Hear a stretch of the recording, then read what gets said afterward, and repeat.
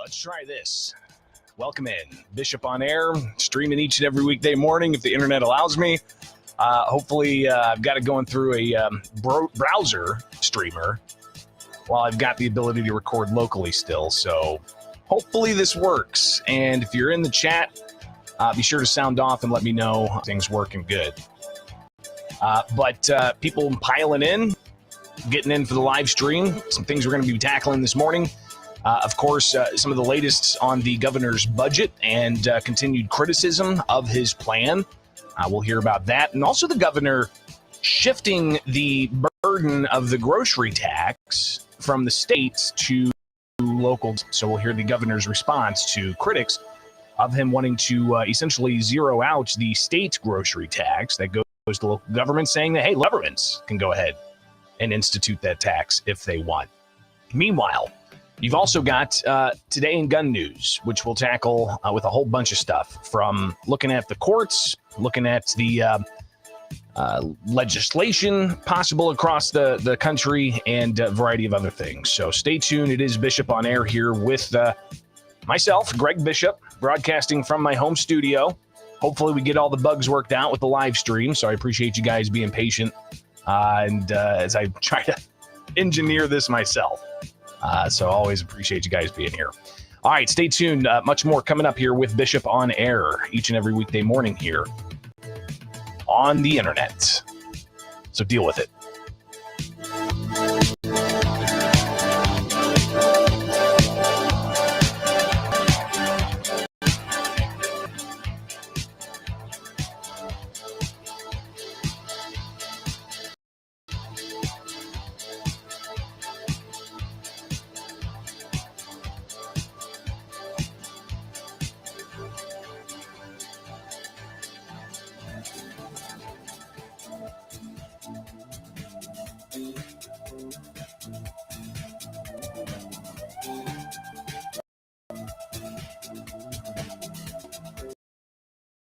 Today in Gun News on this Tuesday, February 27th. I'm Greg Bishop. Every weekday morning, the Bishop on Air. Like, subscribe, hit that notification. Follow me anywhere, just Bishop on Air, and we can connect that way. Today in Gun News, a lot to tackle. Of course, you've got the ongoing litigation in Illinois. Have a scheduling conference with plaintiff's attorney starting tomorrow, and they're going to be talking about the evidence and all of the different may bring forward. And we talked a lot yesterday. If you didn't miss that, if you missed that segment, go check it out on my channel. But we essentially read through all of Judge Stephen McGlynn's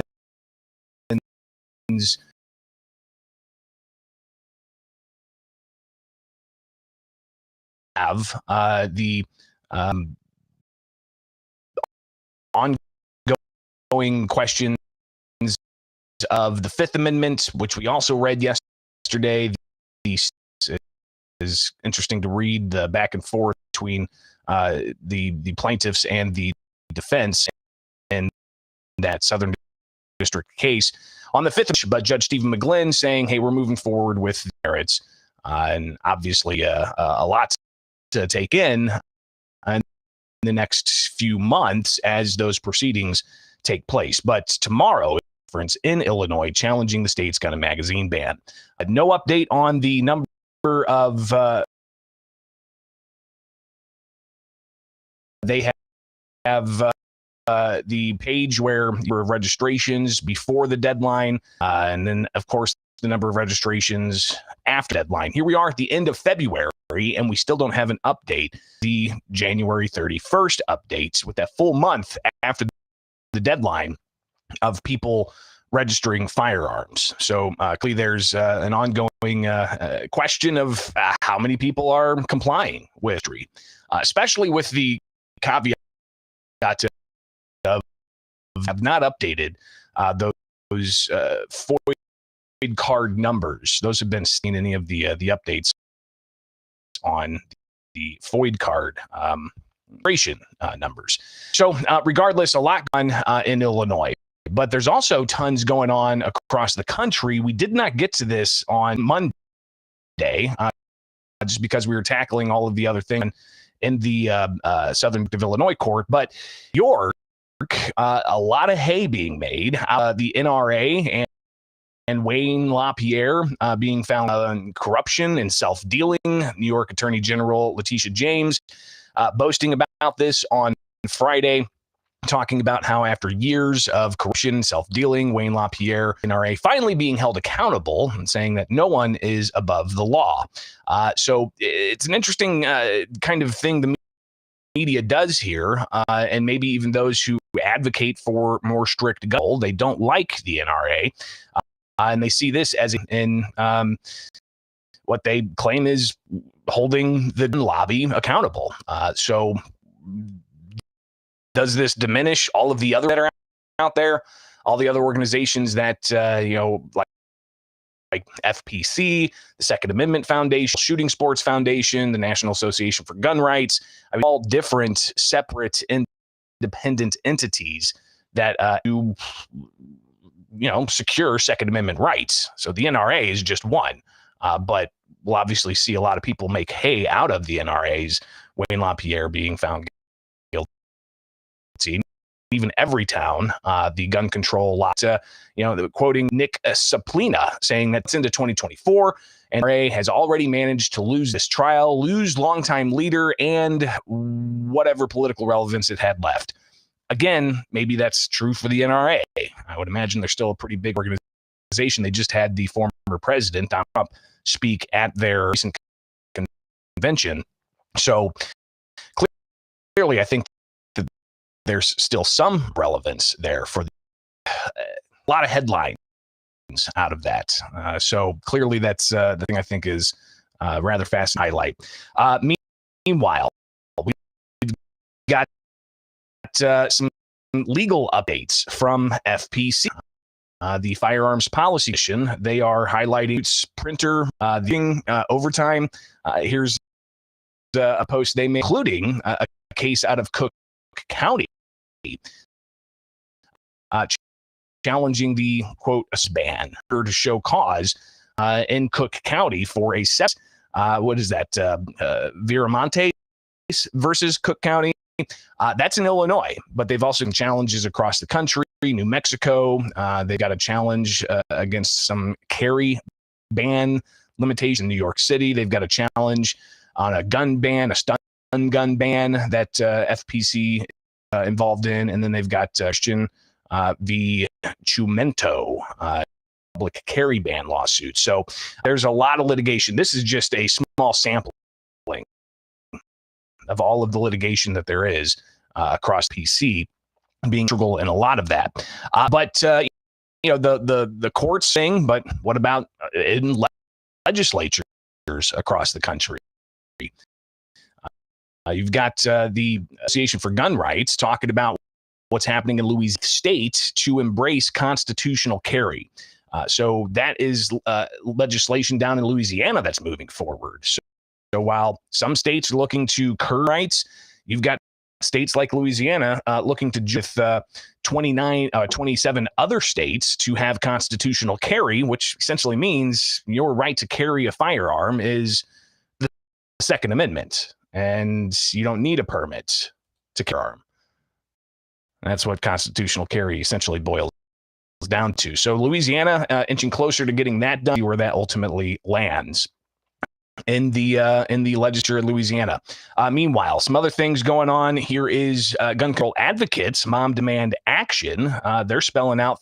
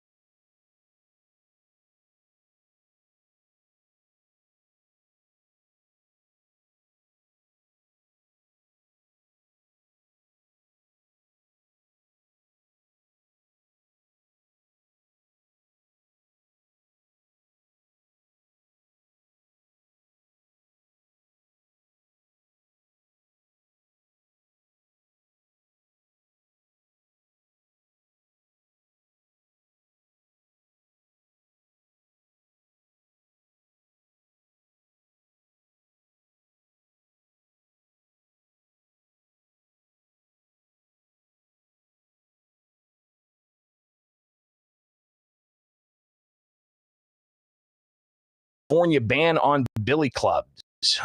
That's another story here from the courts that AmmoLand News. And you've got, let's see here. Let's get the right image. Come on, Bishop. All right. So court strikes down California ban on billy clubs, citing issues. So watch that space as well. Also, court news, you've got California federal judge ruling that the ATF's frame and receivers rule is invalid because the agency didn't consider how easy to convert partially complete AR-15 receivers. People interpreting this in different ways. Firearm Policy Coalition saying that the ATF was told. But you have Giffords, another gun control lobby group that says they secured a win in the ATF ghost gun case. But other advocates highlighting that they didn't see that as what the FTA able to do. So clearly, even when a court makes a decision, there's different types of reactions that may be on how it's ultimately implemented. All right, so that's just some of I'm your host, Bishop on Air. Appreciate you guys being here and for being patient with the live stream. It's frustrating for me. Yeah, I get it. But that's why we record the so that we can keep you updated. Even if you can double back on air. Thanks for hanging out each and every week.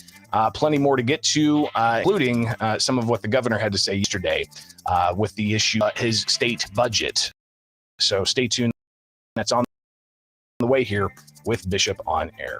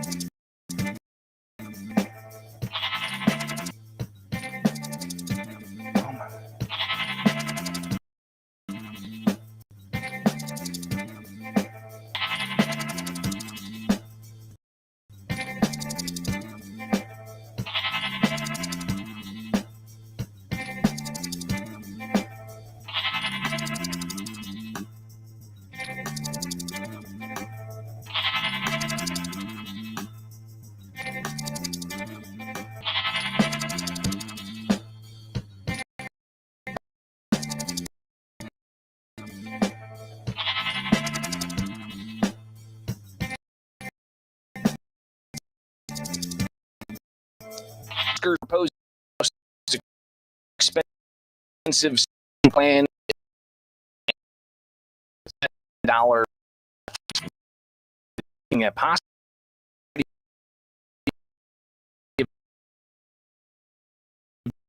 different tax changes.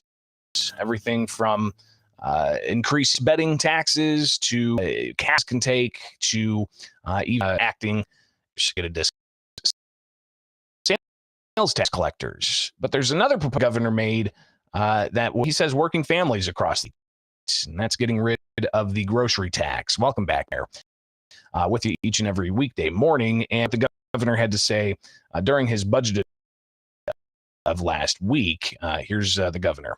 A child tax credit, eliminating medical debt, lowering the cost of healthcare, making it easier to get a college education, bringing quality child so moms and dads can go to work. These are not esoteric policy proposals, but actually do lift the burdens up away from everyday Illinoisans. To cool off. Folks are feeling the squeeze every week at the grocery store. So there's one more thing that we ought to do. For the good of our state's working families, let's permanently eliminate the grocery tax. So they're talking about the grocery tax and getting a standing applause from the legislature. This was something that was done for the first time in the previous budget. Said that he did that in order to, ultimately allow for some relief, historic inflation that was happening at the time. But when I talked with Brad Cole from the Illinois Municipal League, he spelled out what that ultimately means for locals. So, okay, yeah. And he's Brad talking about the grocery tax. Issue in the governor's budget is the proposal to eliminate the grocery tax. And that's a multi-year, that's for the hundreds of millions of dollars annually against local governments. That solely goes to municipalities. There is no state money in there at all. So when the governor offered to reduce that, he eliminated local funding. So take away $300 or $400 million, they're going to have to come up with it somehow. So Brad Cole talking about how that's exclusively on the of local governments because they're the ones that get that 1% grocery tax. And if the state does away with that, that could be $350 million loss to local governments, which local governments say if they run the states, then they're going to have to increase taxes locally. Well, the governor was asked yesterday about the critics of his proposed plan across the board, and he zeroed in on criticism about that grocery tax. Here's the governor from yesterday. When I did this as a temporary measure to try to fight inflation when it was so high, when it was much higher than it is now, there were people, especially on the other side of the aisle, who said, well, you should make it permanent. Well, guess what? That's a good idea. We're going to make it permanent. But now you hear some of them saying, well, maybe we're not so sure. And the reason is because they feel like local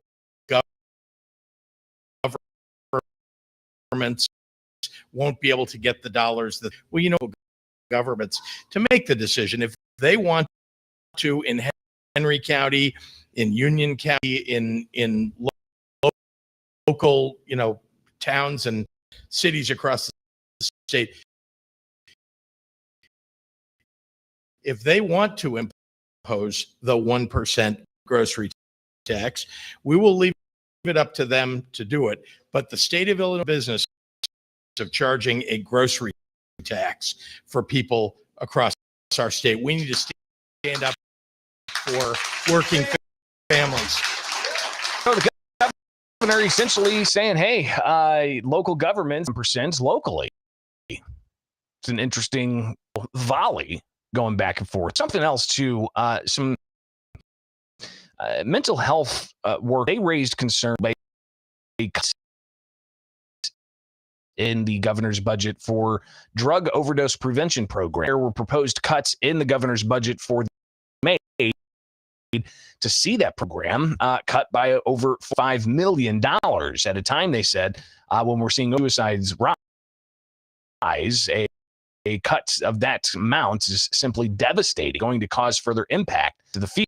And budget documents that I reviewed, the line-by-line budget, that addiction treatment, prevention, and related services, 71.5 for the last fiscal year. For the fiscal year that started July 1st, they're proposing 56.5, $15 million difference. For addiction treatment services, last year's budget appropriated $100.1 million. The proposed plan for fiscal 25 has that line item $5 million, a difference of $22.1. Governor Pritzker not necessarily addressing that specifically on Monday. But time on both sides of the aisle. Many of their ideas are incorporated into my budget. So it's not like going up without having lots of discussion ahead of time with a proposal.